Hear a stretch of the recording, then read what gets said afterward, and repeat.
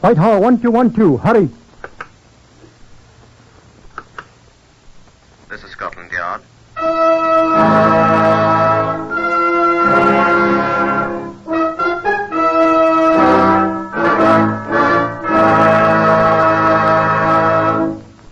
For the first time, Scotland Yard opens its secret files to bring you the authentic, true stories of some of its most baffling cases. These records are drawn from the Scotland Yard files, and only the names of the participants have been changed. The research has been prepared by Mr. Percy Hoskins, chief crime reporter for the London Daily Express. The stories for radio are written and directed by Mr. Willis Cooper. Here are the principal participants in Scotland Yard case number 397 MR381. Stanley Russell, shop clerk. Mr. Russell is not to be found. Mrs. Hope Russell, his wife. Mrs. Russell was reported missing on the day before Good Friday. Adolf Hitler's Luftwaffe.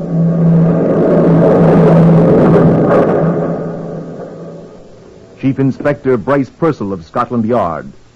I should like to introduce Deputy Commander William Bird of Scotland Yard, my superior officer. Before we proceed, I believe it would be a good idea to visit the Black Museum. Come along with me, if you please.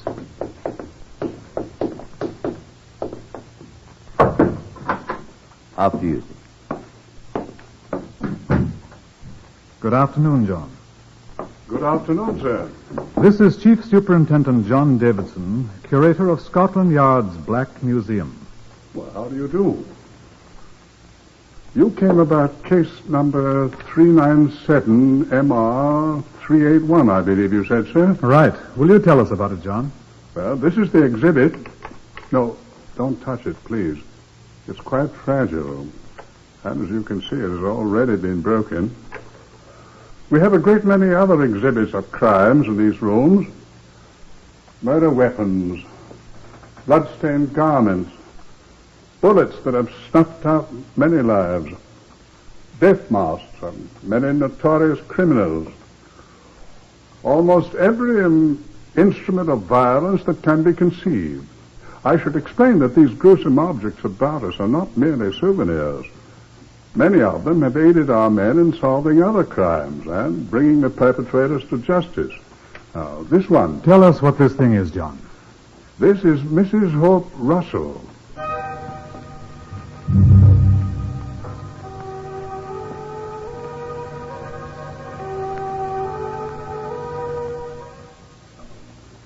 "16 months after the Easter Blitz of 1941, the work of clearing out bombed-out areas of London was still progressing.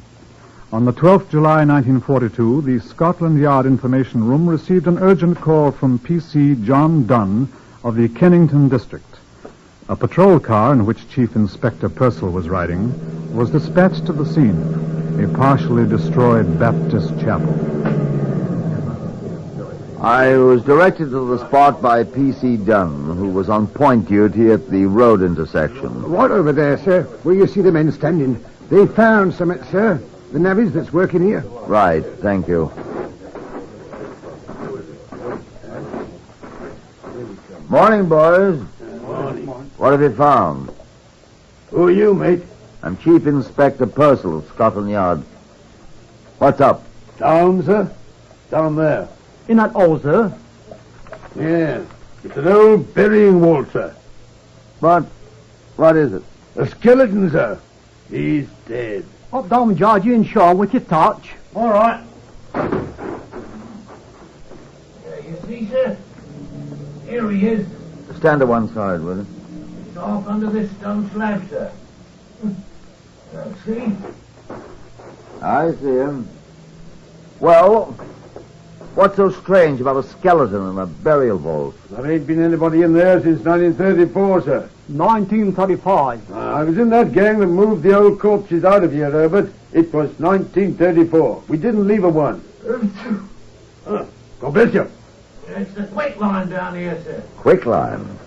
How'd quicklime get down there? You're the detective, mister. We just work here. The badly burned skeleton was removed to the pathological laboratories at Scotland Yard, together with the other articles found in the vault. A considerable amount of quicklime and a half-burned straw pelleas which had partially covered the remains. There was nothing else. I stood beside Keith Briggs, the Home Office pathologist, while he completed his examination. What do you think, Keith? I asked. Well, she's dead. She? Well, it's a woman, all right. No question about that. The hip bones are characteristically a woman's. So is the sacrum here, and... How old a woman? Oh, middle-aged, I'd say. See, the bones are fully developed, so we know she was full-grown. And there were 1 or 2 strands of long gray hair adhering to the skull. Here they are. And then the teeth here. What about them? Well, you see, they're pretty well worn. Now, you see here, in the upper jaw, there's 7 of the uppers are missing. Now, see these ridges? Yes. Well, they were caused by a dental plate, which probably consisted of 7 teeth, and then... What are you looking for? The measuring tape. Oh, here. The lady was lying on it. What are you going to do now? See how tall she was. She's rather jumbled about. And the feet, where are they? Oh, the thigh bone's all I need. Oh, hold it, please, huh? This one. Now, let's see. 43 centimeters. Oh, that's all right, sir. Well, 43 centimeters multiplied by 3.6. What are you doing? A sediment scale. You multiply the length of the thigh bone by 3.6. Man's is 3.7. And you get the exact height. Now, see, that's 154.8 centimeters. We'll call it 1 meter 55. Meters 39.37 and 55 hundredths of 39.37 is 21.65. Now, 39.37 plus 21.65, that's 7, 5, 12, 6, 9, 10, 9, 10, 11, 3, 5, 6, 61.02 inches. There. She was 5 feet 1 200 inches tall. In a word, 5'1". What was her name? Whatever her name, sir, she was murdered. Consider that I've asked the question. Eh? Oh, how do I know? Well, this bone here. Where does it fit? This is what she talked with. The voice box, the trachea, the throat. Look. See these little wing things up here? Now, you see this one? See, it's broken. Well? Well, this is one of the most significant fractures in all forensic medicine, sir. Why? There's only one way to do it. Oh, come on, man. Don't come Sherlock Holmes on me. How do you do it? Well, I was about to say by manual pressure on the throat, sir. Strangulation, you mean? Intentional strangulation, sir. There's no other way. And then there's the quicklime. Surely you know that quicklime will not destroy a body, sir. Yes, I know it, Keith. But murderers seldom do.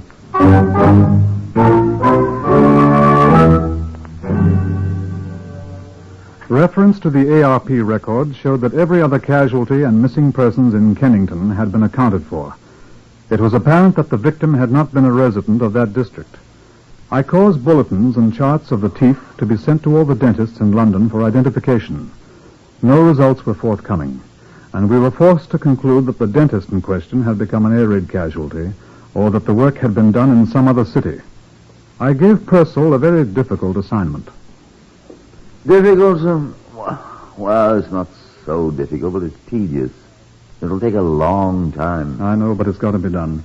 I'm strongly of the opinion that it was murder. We checked carefully, sir, and the only quicklime on the entire premises was that in the vault with the skeleton. I thought they might have dusted the entire place with quicklime for sanitary purposes, but they hadn't. Certainly looks as if someone had wanted to dispose of a body. Until we know who she was, we'll never discover who he is. Yes, sir. Well, I'll get cracking. I'll need men to go over the missing persons registers, sir, to find the names and addresses. Every woman 5 feet tall, of middle age with gray hair, who is still missing now. And then I'll need more men to make inquiries of all the next of kin to see which of them wore false teeth. And to find out which one wore an upper plate that matches the one in Briggs's chart here. It'll take a good many men and a good bit of time, sir. You can get the men, Purcell, and we've got the time. Good luck. Oh, thank you, sir.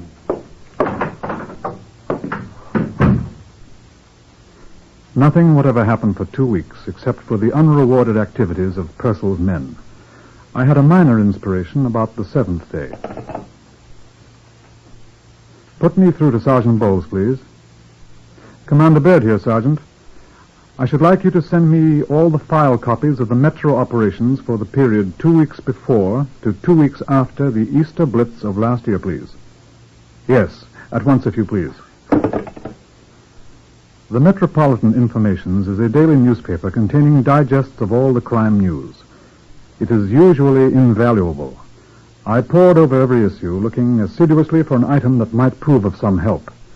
I had reached the end of the first week after the date the Kennington Chapel was destroyed with no results whatever when Purcell reported. Found, sir. Oh, good. Here. Here is the missing plate. That's much better than I'd hoped for, Purcell. Apparently the plate hurt her mouth. She often left it at home. As a matter of fact, I found it at her sister's. Oh?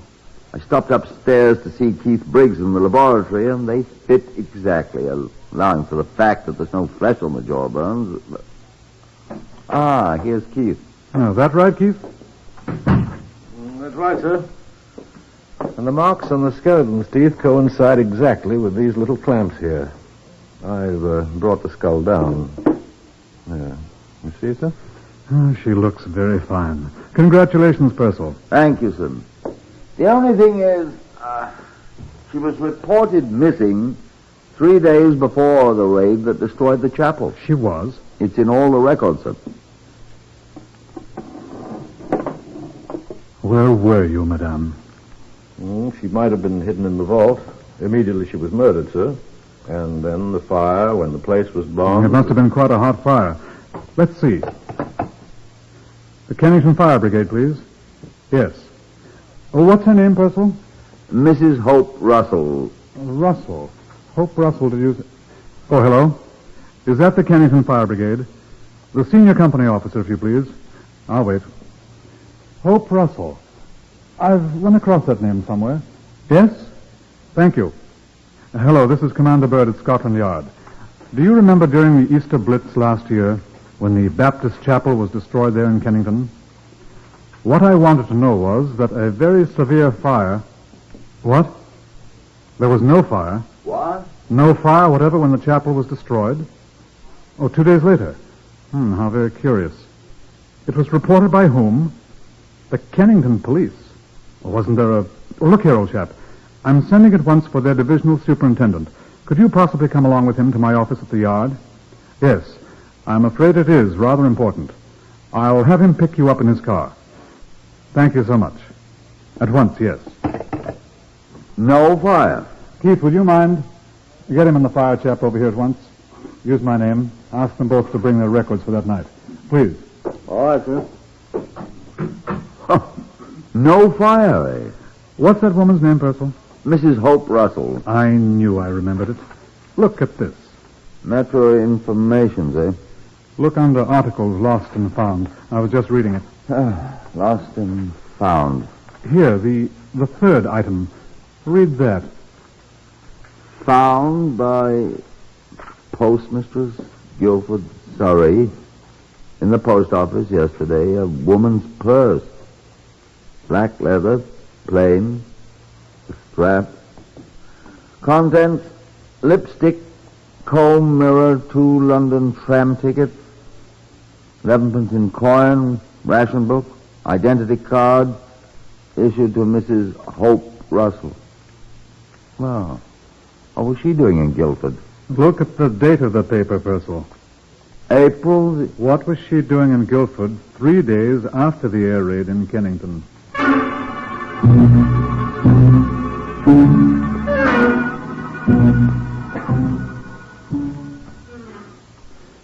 The divisional superintendent and the fire brigade officer from Kennington sat in my office with Purcell and me. I looked at the fire brigade records first. Now, here, sir. This is the day of the big raid when the chapel was destroyed. Good Friday evening, 11th of April, 1941. Yes. Every call is set down in the occurrence book here, sir. Yes, I know. Together with all the calls to the auxiliary fire service, the civilians, sir. Yes, I know. And you can see there's no report whatever of a fire at the Kennington Baptist Chapel from either source. Quite. But over here, sir, on this page, Tuesday the 15th, 4 days later, 11 o'clock p.m. You see, sir? Mm-hmm. Chapel and so forth. Report telephoned in by Kennington Police Station. Do your records correspond, Superintendent? I'll read it to you, sir. 10:57 p.m., Tuesday, 15th of April. P.C. Allison telephoned to report a fire at the ruins of the Baptist Chapel. Alarm telephone to Kennington Fire Brigade at 11 p.m. You rang us up yourself, Robert. I did that indeed. Here's my initials. What do you think, Percival? Why did the police constable report it? Yes, I was just going to ask that. I don't understand, sir. Wasn't there a fire watcher? Wasn't there? Well, sir, there was a fire watcher. There was supposed to be. Well, where was he? Asleep, sir, probably. Or out catching a drink somewhere. Not an ARP man. No, sir. A private man employed by the wholesale chemists across the road from the chapel. A thoroughly useless man. Completely undependable. Yeah, his employers caught up with him at last, sir. He was sacked 6 or 7 weeks ago. I've not seen him since. Neither have I. Well, sounds like a spiv to me. He is, sir. I knew him quite well. Had a great deal of trouble with his wife, and I used to see him quite regularly. Oh. He agreed to pay in 18 shillings and ninepence, I think it was, weekly, at the police station for her, which he didn't ever do. Not ever. Never once till Easter Monday last year, right after the big raid. He kept it up, too, till he was discharged and left. I suppose this chemical firm he worked for could put us on to him. I'd like to have a chat with the fellow. Wouldn't you, Percival? I certainly would. I'll telephone them now and ask them if you'll give me the name of the firm and his name. Oh, his name is Stanley Russell. Russell. I wonder if you'd know his wife's name, Superintendent. Oh, I've seen it often enough. Yes, sir. Her name is Mrs. Hope Russell.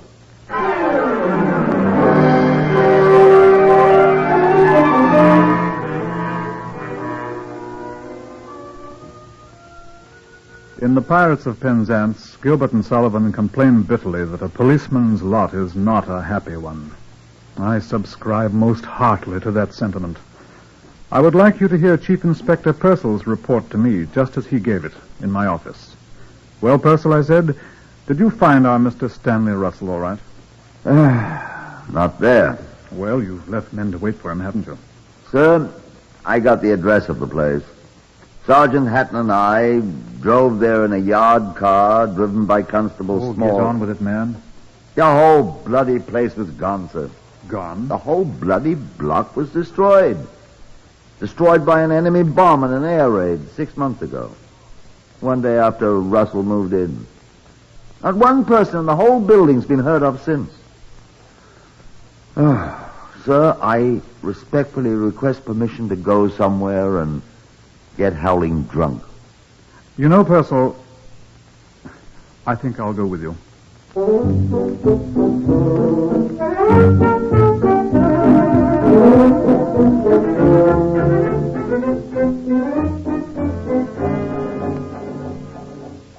But we didn't.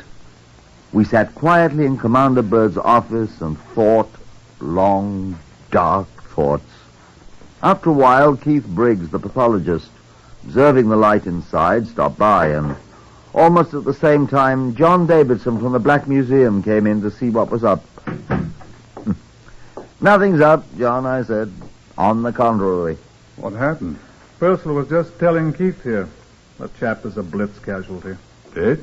And may God have mercy on his soul. I'd rather hope to hear a bloke in a black cap say that, Keith. I thought we had him, dead to rights. Oh, don't be so bloody American. I think we could have proved it. He strangled her, then hid her body in the vault. Took a handbag to Guilford and lost it in the post office there. Cleverly putting Scotland Yard off the scent. Timing was a little bad. And then when the Blitz came, Tried quicklime first, didn't work.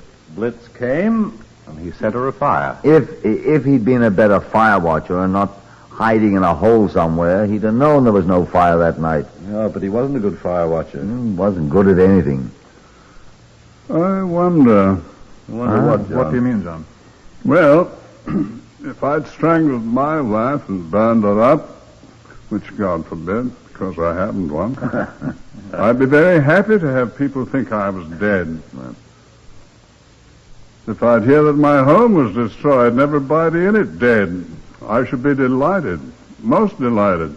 I'd change my name. Not in wartime, you wouldn't. That's right. Identity cards, ration books. Absolutely. I'd forgotten. Getting new ones in the name of Harry Hawkins or Sam Small would be difficult. But even Scotland Yard would stop looking for me if they thought I was dead. Wouldn't they, Commander Bird? And you'd go around buying new clothing and whatnot, if you could, and presenting your own ration book in your own name and... Where are you going, Purcell? I'm going to stagger home through the blackout, sir, with your permission. I've a large number of men's clothing stores to interview beginning tomorrow, and I'd like to get a good night's sleep. Good night, all.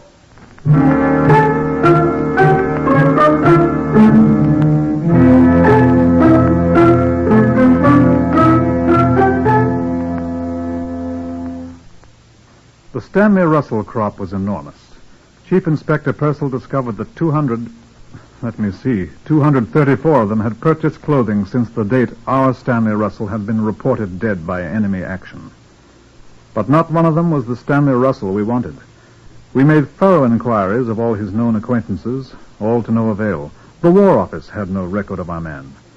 We were reluctantly forced to the conclusion that he was dead, or that he had heard of our search for him and gone to ground most effectively, as I said to a rather haggard Purcell.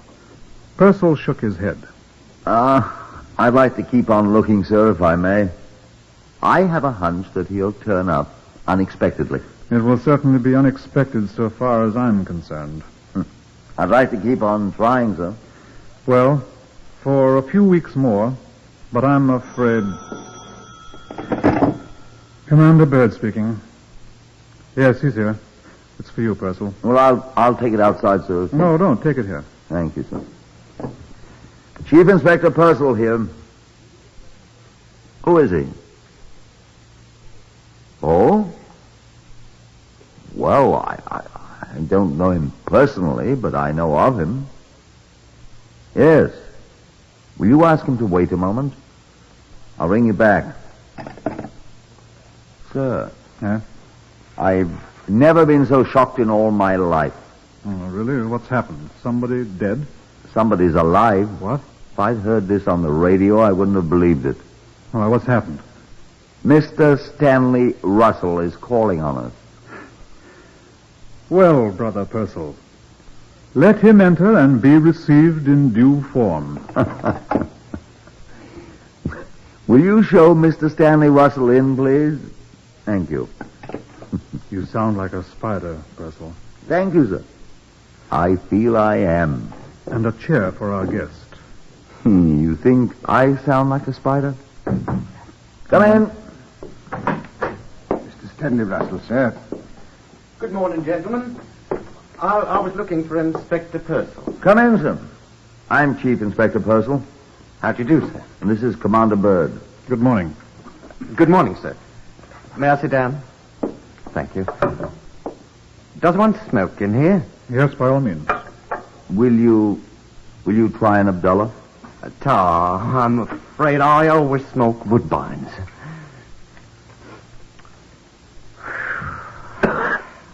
Now, I hear Scotland Yard is looking for me. That's true. Why, may I ask? You've been extremely hard to find. Oh, I've been in the country. Derbyshire. We should have come there eventually. Oh, I've saved you the trouble. What do you want to see me about? You were a fire watcher, Mr. Russell, in Kennington. Yes. There was an unreported fire at the Baptist chapel there whilst you were on duty. When? 2 nights after the raid that destroyed the chapel. I didn't see any fire. Is that all you wanted? No, Mr. Russell. Well, I don't recall any fires, sir. You didn't see or hear the fire brigade? No, sir. Near 11 o'clock? Oh. Well, I must admit I wasn't there. Where were you? I did see the fire brigade moving away when I came back, but... Where were you? Oh, I was out of cigarettes, and I strolled around the corner to see if I could borrow one or two from the fire watcher at post 4. He says he never saw you, Mr. Russell. Oh, he's probably forgotten. It's a long time ago. He will swear he didn't see you that night. Well, the fire obviously didn't do any damage. A woman was burned to death in it. Murdered? Do you know anything about it? Of course not. I'm very sorry to hear that anything like that... The woman was your wife. May I have one of your cigarettes, please? Thanks.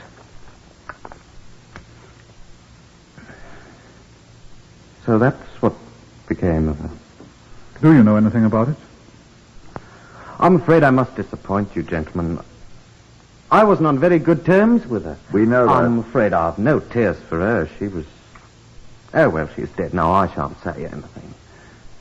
Naturally, I'm shocked. Naturally. But I'm afraid I'm not sorry. Do you know anyone who would have had a motive for murdering him? You had a motive, didn't you, Mr. Russell?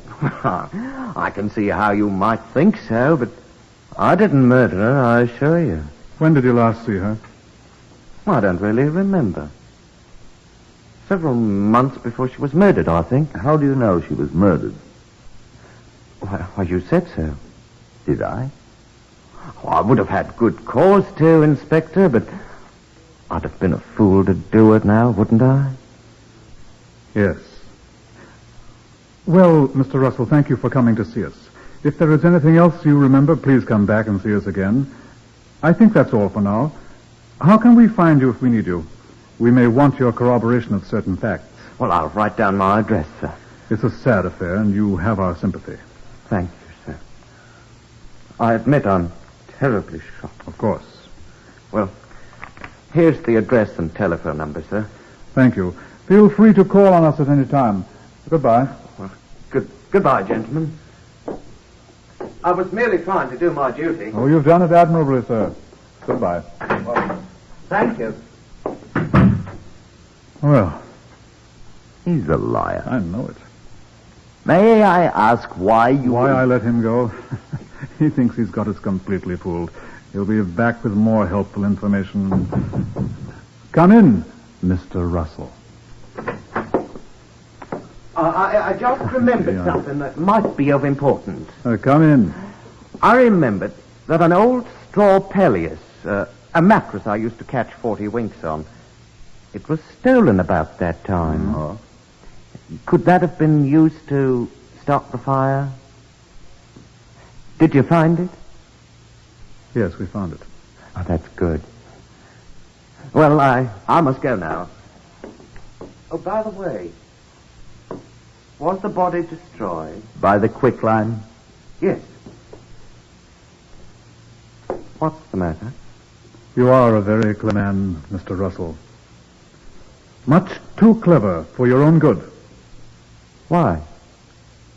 Why, may I ask? No one had mentioned quicklime, except you. Well, I thought... I mean... I didn't... I wasn't even there. I tell you, I didn't touch her. I said you were much too clever for your own good. You think I didn't strangle her? Go ahead, Chief Inspector. Daniel Russell, I arrest you on the charge of willful murder. I didn't do it. And I warn you that whatever you say will be taken down in writing and may be given in evidence.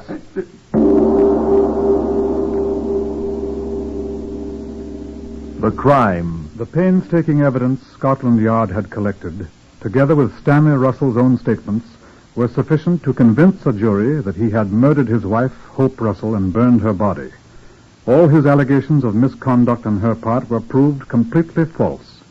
It was demonstrated at the trial that he had planned the murder for a long time, and having found a convenient time and place, had committed it. The verdict. My Lord, we, the jury, find the defendant guilty of willful murder. The sentence. Prisoner at the bar, stand up. It is the sentence of this court that you be hanged by the neck until dead. And may God have mercy on your soul.